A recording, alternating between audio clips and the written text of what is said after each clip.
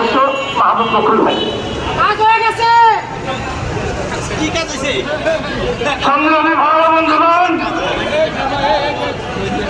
আজকে এই প্রতিবাদী সমাবেশ থেকে আমরা খুনি হাসিনাকে একটি কথা বলতে চাই, আজকের মধ্যে পদত্যাগ করতে হবে।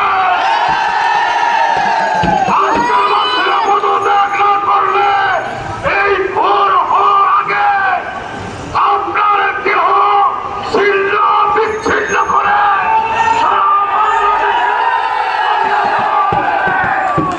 সংগ্রামী ভাই বন্ধুগণ, এই বিগত 15 বছর ধরে এই বাংলার প্রতিটি মানুষকে নির্যাতনের সর্বশেষ পর্যায়ে পৌঁছে দিয়েছে।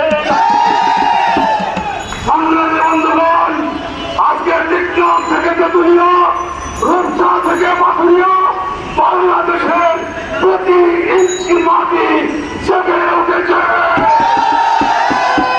এই কোন রোজ থেকে খুনি হাসিনার আর কোন রক্ষা নয়।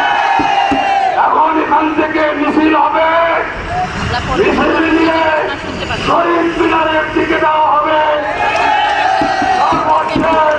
আবারও খুনি হাসিনাকে বলি, অবিলম্বে এই মুহূর্তে পদত্যাগ করো। এই ব্যানারগুলো নিয়ে আরেকটি প্রোগ্রাম আছে, ব্যানারগুলো আমাদের সমন্বয়ের নজরুলের হাতে দিয়ে আপনারা ব্যানার খারাপ হয়, একটি ব্যানার নিয়ে যান, আপনারা একটি ব্যানার